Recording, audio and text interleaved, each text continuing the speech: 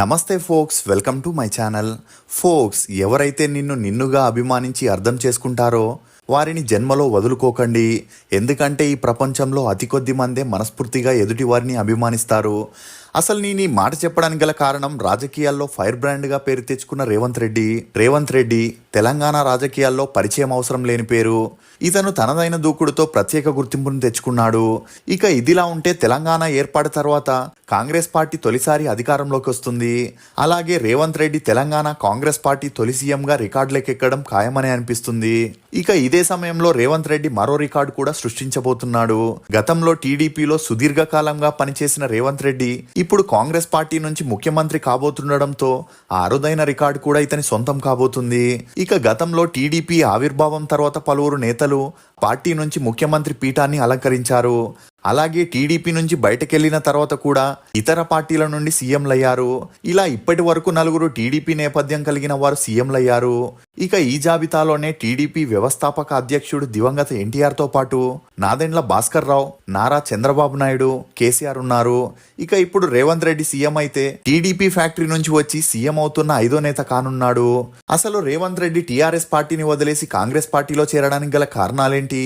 కేసీఆర్ ని ప్రతిసారి రేవంత్ రెడ్డి ఎందుకు టార్గెట్ చేస్తాడు? నిజంగానే చంద్రబాబు ప్లాన్ ప్రకారం రేవంత్ రెడ్డి కాంగ్రెస్ పార్టీలో ఉంటున్నాడా? రేవంత్ రెడ్డి జైలుకి వెళ్లాల్సిన పరిస్థితి ఎందుకు వచ్చింది? పెయింటర్ నుండి రేవంత్ రెడ్డి సీఎం క్యాండిడేట్ గా ఎలా ఎదిగాడు అని నమ్మలేని నిజాల్ని ఈ వీడియోలో చెప్పడానికి నేను ప్రయత్నిస్తాను. మీరు మాత్రం ఈ వీడియోని పూర్తిగా చూడండి. ఫోక్స్, జీవించడానికి పోరాడేవారు కొందరు, పోరాడేందుకు జీవించేవారు మరికొందరు. జీవితంలో నటించేవారు కొందరు, నటిస్తూ జీవించేవారు మరికొందరు. జీవించినా, పోరాడినా, నటించినా ఆ జీవితాలు మనవే, వాటి ఫలితాలు కూడా మనవే. అనుముల రేవంత్ రెడ్డి అలియాస్ రేవంత్ రెడ్డి. ఇతను 1969 నవంబర్ 8న మహబూబ్ నగర్ జిల్లాలోని గంగూరు అనే గ్రామంలో ఒక మధ్యతరగతి కుటుంబంలో జన్మించాడు. తండ్రి అనుముల నరసింహారెడ్డి, తల్లి రామచంద్రమ్మ. రేవంత్ రెడ్డికి 7 అన్నదమ్ములు, ఒక చెల్లెలు కూడా ఉన్నారు. ఇక తన స్కూలింగ్ ని గంగూరులోని ప్రాథమిక పాఠశాలలో చదివాడు. అలా చదువుల్లో చురుగ్గా ఉన్న రేవంత్ రెడ్డి తన ఇంటర్ని మహబూబ్ నగర్లోని ప్రైవేట్ కాలేజీలో చదివి తన BA డిగ్రీని ఏవి కాలేజీలో ఫైనాన్స్లో పూర్తి చేశాడు. ఇక అలా కాలేజీలో చేరినప్పటి నుండి అఖిల భారత విద్యార్థి పరిషత్ నాయకుడిగా ఉంటూ విద్యార్థుల సమస్యల మీద పోరాడుతూ వారి సమస్యల్ని తీర్పించేవాడు. అలా కాలేజీ రోజుల నుండే తనలో నాయకత్వ గుణాలుండేవి. ఇక ఇదిలా ఉన్నప్పుడే రేవంత్ రెడ్డి ఒకసారి ఫ్రెండ్స్ అండ్ ఫ్యామిలీతో కలిసి నాగార్జున సాగర్ దగ్గరికి ట్రిప్కి వెళ్ళడం జరిగింది. అలా ఆ ఫ్యామిలీ ఫ్రెండ్స్లో వచ్చిన అమ్మాయే గీతారెడ్డి.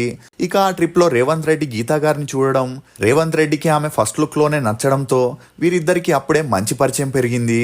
ఇక అలా తరచూ వీరిద్దరు కలుసుకోవడంతో ఆ పరిచయం కాస్త ప్రేమగా మారింది. ఇక ఇదిలా ఉంటే రేవంత్ రెడ్డి గీతా గారికి తన మనసులో మాట చెప్తూ పెళ్లి చేసుకుంటావా అని అడగడంతో గీతా గారు ఇదే మాట తన ఫ్యామిలీతో చెప్పడం జరిగింది.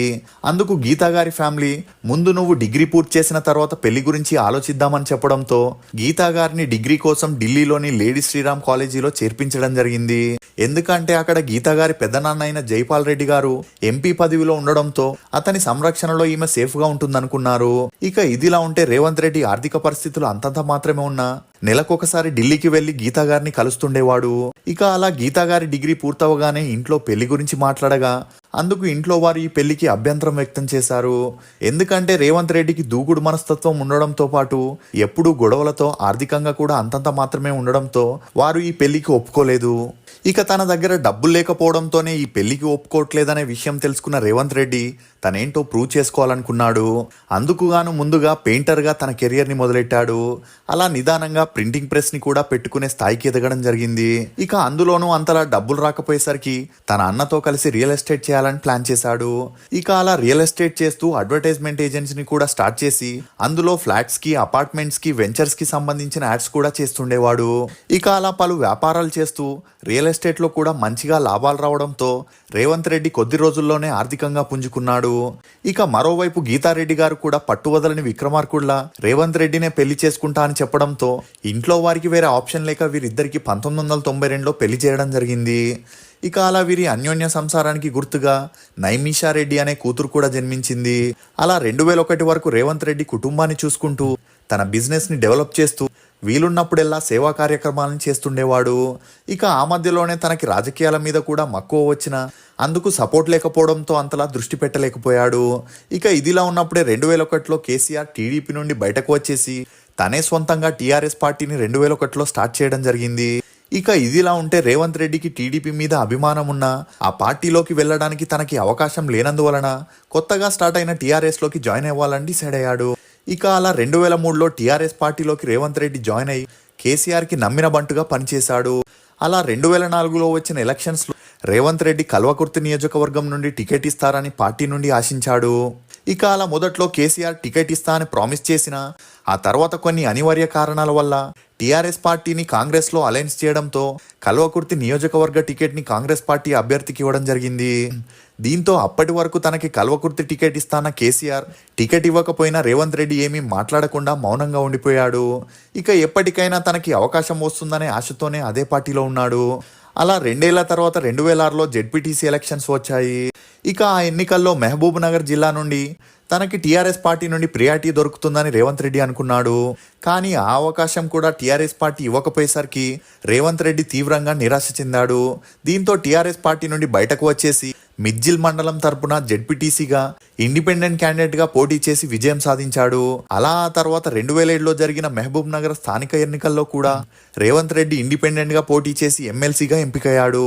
దీంతో ఈ విషయం రాజకీయ పార్టీల్లో చర్చనీయాంశంగా మారింది. అలా అప్పటి నుండి అందరికీ రేవంత్ రెడ్డి గురించి తెలియడంతో టీఆర్ఎస్, టీడీపీ, కాంగ్రెస్ పార్టీల నుండి రేవంత్ రెడ్డికి తమ పార్టీలో చేరమని టికెట్ ఇస్తామని చెప్పడం జరిగింది. అలా రేవంత్ రెడ్డి ఎట్టి పరిస్థితుల్లోనూ టీఆర్ఎస్ పార్టీలోకి వెళ్ళకూడదని నిర్ణయించుకున్నాడు.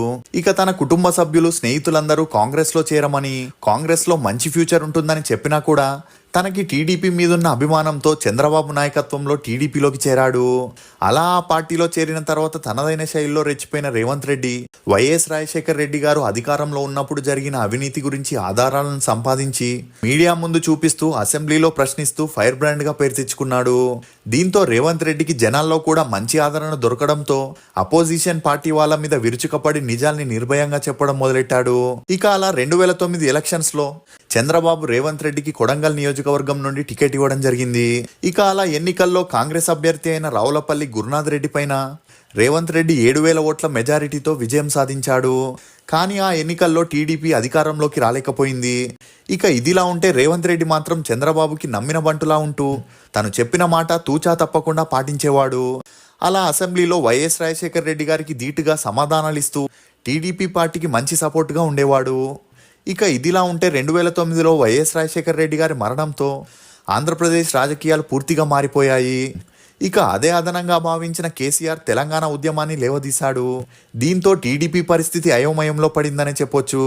ఎందుకంటే తెలంగాణకి మద్దతిస్తే ఆంధ్ర జనాలకి కోపం వస్తుందని, మరోవైపు తెలంగాణకి వ్యతిరేకమైతే తెలంగాణ ప్రజల కోపానికి గురవలసి వస్తుందని చంద్రబాబు నాయుడు గారు పాము చావకుండా కర్ర విరగకుండా తెలంగాణ ఉద్యమానికి మద్దతు ప్రకటించారు. ఇక ఈ సమయం కోసమే వెయిట్ చేస్తున్న రేవంత్ రెడ్డి ఆ ఉద్యమంలో రెచ్చిపోయాడు. ఒకవేళ తెలంగాణ ఇవ్వకపోతే కాంగ్రెస్ పార్టీని నామరూపాలు లేకుండా చేస్తామని, తెలంగాణలో నక్సలిజం పెరిగిపోతుందని ప్రచారం చేయడం మొదలెట్టాడు. అలా రేవంత్ రెడ్డి మాటలతోనే కాకుండా తన చేతలతోనూ పనితనాన్ని చూపించేవాడు. అలా తను పోటీ చేసిన కొడంగల్ నియోజకవర్గాన్ని బాగా అభివృద్ధి చేయడంతో అపోజిషన్ పార్టీ వాళ్ళకి దాని గురించి మాట్లాడే అవకాశాన్ని కూడా ఇచ్చేవాడు కాదు. దీంతో 2014 ఎన్నికల్లో కూడా కొడంగల్ ప్రజలు రేవంత్ రెడ్డిని గెలిపించడం జరిగింది. ఇక అదే సమయంలో తెలంగాణ రాష్ట్రం విడిపోయి కేసీఆర్ ప్రభుత్వం ఏర్పడింది. అయినా కూడా రేవంత్ రెడ్డి నిర్భయంగా అసెంబ్లీలో అధికార పార్టీని ప్రశ్నిస్తూ తనదైన శైలిలో కేసీఆర్ ని, టీఆర్ఎస్ పార్టీని విమర్శించేవాడని చెప్పొచ్చు. దీంతో రేవంత్ రెడ్డిని కొన్నిసార్లు అసెంబ్లీ నుండి సస్పెండ్ చేయడం జరిగింది. ఇక ఇదిలా ఉంటే తెలంగాణ, ఆంధ్ర విడిపోయాక తెలంగాణ టీడీపీ పార్టీకి సరైన నాయకుడు లేనందువలన ఆ సమయంలో చంద్రబాబు నాయుడు గారు రేవంత్ రెడ్డికి టీడీపీ వర్కింగ్ ప్రెసిడెంట్గా బాధ్యతల్ని అప్పగించడం జరిగింది. ఇక ఇదిలా ఉంటే కేసీఆర్ తెలంగాణలో టీడీపీ పార్టీ లేకుండా చేయాలని, అప్పుడే టీఆర్ఎస్ పార్టీ బలపడుతుందని తెలంగాణ టీడీపీకి చెందిన కొంతమంది ఎమ్మెల్యేలను తన పార్టీలోకి ఆహ్వానించడం జరిగింది. కానీ అదే సమయంలో కొంతమంది నాయకులు మాత్రం టీఆర్ఎస్ పార్టీలో నుండి టీడీపీలోకి చేరడంతో టీడీపీ పార్టీకి మళ్ళీ జీవం వచ్చిందని చెప్పొచ్చు. ఇక అలా కేసీఆర్ ఎత్తుగడలు టీడీపీ పార్టీ మీద ఫలించకపోవడంతో ఆ పార్టీకి ఆధారంగా ఉంటున్న రేవంత్ రెడ్డిని టార్గెట్ చేశారు. అలా రేవంత్ రెడ్డి ఏదైనా తప్పు చేస్తాడా అని వెయిట్ చేయడం జరిగింది. ఇక వారు ఎదురు చూసినట్టే రేవంత్ రెడ్డి 50 లక్షలు లంచం ఇస్తున్నప్పుడు రెడ్ హ్యాండెడ్గా దొరికిపోయాడు. దీంతో 2015లో రేవంత్ రెడ్డి జైలుకి వెళ్ళడం జరిగింది. కానీ అప్పటికే తన కూతురు పెళ్లి చేయాలని అన్ని అరేంజ్మెంట్స్ని చేయడం జరిగింది. అలా కూతురు పెళ్లి సమయానికి తను జైల్లో ఉండడంతో ఆ సమయంలో చంద్రబాబు నాయుడు గారు అతని భార్య భువనేశ్వరి గారు తన కూతురు పెళ్లిని గ్రాండ్గా జరిపించడం జరిగింది. ఇక ఆ పెళ్లికి రేవంత్ రెడ్డి పోలీసులతో అతిథిగా వచ్చి మళ్ళీ జైలుకి వెళ్ళిపోయాడు. ఇక అలా జైలుకి వెళ్లడంతో రేవంత్ రెడ్డి సైలెంట్ అవుతాడని అందరూ అనుకున్నారు. కానీ రేవంత్ రెడ్డి బెయిల్ మీద 2 నెలల తర్వాత బయటకు వచ్చి ఒక భారీ బహిరంగ సభని నిర్వహించి కేసీఆర్ని ఎప్పటికైనా గద్దె దించుతానని శపథం చేయడం జరిగింది. అంతేకాకుండా నైజాం దొరపాలన నీ పాలన ఒకటే అని విమర్శించడంతో తెలంగాణ ప్రజలు ఈ మాటలకు ఆశ్చర్యపోయారు. ఇక అలా టీడీపీలో ఉంటే పని అవ్వదని, తెలంగాణ టీడీపీ క్యాడర్ పూర్తిగా నాశనమైందని రేవంత్ రెడ్డికి చంద్రబాబుకి అర్థమైంది. అలా చంద్రబాబు 2018లో జరిగిన ఎలక్షన్స్లో కాంగ్రెస్తో పొత్తు పెట్టుకోవడానికి ఒప్పందాల్ని కుదుర్చుకొని రేవంత్ రెడ్డిని కాంగ్రెస్ పార్టీలో చేర్పించడం జరిగింది. కానీ 2018 ఎన్నికల్లో చంద్రబాబు చేసిన ఈ ప్లాన్ తనకే వ్యతిరేకతని తెచ్చిపెట్టిందనే చెప్పొచ్చు. ఎందుకంటే కాంగ్రెస్ పార్టీకి వ్యతిరేకంగా పుట్టిన టీడీపీ అదే పార్టీతో చంద్రబాబు పొత్తు పెట్టుకోవడంతో జనాలు చంద్రబాబు మీద వ్యతిరేకతను చూపించడం మొదలెట్టారు. ఇక అలా చంద్రబాబు కాంగ్రెస్తో కలవకుండా ఉంటే తనకి గౌరవం దక్కేదని, తెలంగాణలో టీడీపీ పార్టీ ఉండేదని కొంతమంది విమర్శకులు కూడా చెప్పడం జరిగింది. ఇక ఇదిలా ఉంటే రేవంత్ రెడ్డి కాంగ్రెస్లో చేరే ముందు ఆ పార్టీకి కొన్ని కండిషన్స్ కూడా పెట్టడం జరిగింది. అవేంటంటే తను ఏ కారణం చేతాను చంద్రబాబుని కానీ టీడీపీ పార్టీని కానీ విమర్శించనని, అదేవిధంగా ఈ పార్టీలో ఉండేవారు కూడా చంద్రబాబుని కానీ టీడీపీని కానీ విమర్శించకూడదని చెప్పడంతో కాంగ్రెస్ ఇతని కండిషన్స్కి ఓకే చెప్పడం వల్ల రేవంత్ రెడ్డి ఆ పార్టీలోకి చేరాడు. ఇక ఇదిలా ఉంటే కేసీఆర్ రేవంత్ రెడ్డిని అసెంబ్లీలో అడుగు పెట్టించకూడదనుకున్నాడు. అందుకుగాను 2018 ఎలక్షన్స్లో రేవంత్ రెడ్డి నిల్చున్న కొడంగల్ నియోజకవర్గంపై దృష్టి పెట్టాడు. అలా ఆ నియోజకవర్గానికి ఇప్పటి వరకు ఏ రాజకీయ పక్షాల్లో ఖర్చు పెట్టనంత డబ్బుని, అక్షరాల 150 కోట్ల రూపాయలని ఆ ఒక్క నియోజకవర్గానికే ఖర్చు పెట్టారని చెప్పొచ్చు. అలా రేవంత్ రెడ్డి సపోర్టర్స్ కి డబ్బు ఆశని చూపించి రేవంత్ రెడ్డిని ఓడించడం జరిగింది. ఇక అలా 2018లో కాంగ్రెస్ ఘోరంగా ఓటమి పాలై టీఆర్ఎస్ ఘన విజయాన్ని సాధించింది. దీంతో రేవంత్ రెడ్డి తనని అసెంబ్లీలోకి రాకుండా చేసిన కేటీఆర్ కి తనేంటో చూపించాలని 2019లో జరిగిన లోక్సభ ఎన్నికల్లో మల్కజ్గిరి నుండి పోటీ చేసి టీఆర్ఎస్ అభ్యర్థి అయిన మర్రి రాజశేఖర్ రెడ్డిపై 10,000 ఓట్లు సాధించి విజయాన్ని సాధించాడు. ఇక అప్పటి నుండి తెలంగాణలో కేసీఆర్ ప్రభుత్వంపై భయపడకుండా రేవంత్ రెడ్డి యుద్ధం చేయడం మొదలెట్టాడు. అలా టీఆర్ఎస్ పార్టీ లోపాలు ప్రజలకి తెలిసేలా చేసి టీఆర్ఎస్ని బలహీనపరుస్తూ కాంగ్రెస్ని పుంజుకునేలా చేశారని చెప్పొచ్చు. అలా 2023 నవంబర్ 30న జరిగిన ఎన్నికల్లో రేవంత్ రెడ్డి చేసిన హార్డ్ వర్క్ కి, కాంగ్రెస్ మేనిఫెస్టోలో తెలిపిన 6 హామీలని తెలంగాణ ప్రజలు నమ్మి కాంగ్రెస్ పార్టీకి 65 సీట్లనిచ్చి గెలిపించారని చెప్పొచ్చు. ఇక ఇంతవరకు అంతా బాగానే సాగింది. కానీ ఇప్పుడు సీఎం ఎవరనే విషయం మీద కాంగ్రెస్ పార్టీలో గందరగోళం మొదలైనట్లు తెలుస్తుంది. ఇక అలా కాంగ్రెస్ పార్టీలో చాలా మంది సీనియర్స్ ఉండడంతో వీరికి అండర్స్టాండింగ్ లేక డిసెంబర్ 4న జరగాల్సిన ప్రమాణ స్వీకారం కాస్త పోస్ట్ పోన్ అవడంతో జనాల్లో కూడా సీఎం ఎవరనే విషయం మీద ఆసక్తి నెలకొంది. ఇక ఎవరు సీఎం అయినా, ఏ పార్టీ అధికారంలోకి వచ్చినా రాష్ట్ర అభివృద్ధి, జనాల సంక్షేమం కోసం పనిచేస్తేనే జనాలు ఆదరిస్తారు. లేదంటే బీఆర్ఎస్ పార్టీ లాగే వ్యతిరేకతను ఎదుర్కోవాల్సి వస్తుంది. మీరు తెలంగాణ సీఎం ఎవరు అవ్వాలనుకుంటున్నారో మీ అభిప్రాయాన్ని కమెంట్ సెక్షన్లో తప్పకుండా తెలియజేయండి.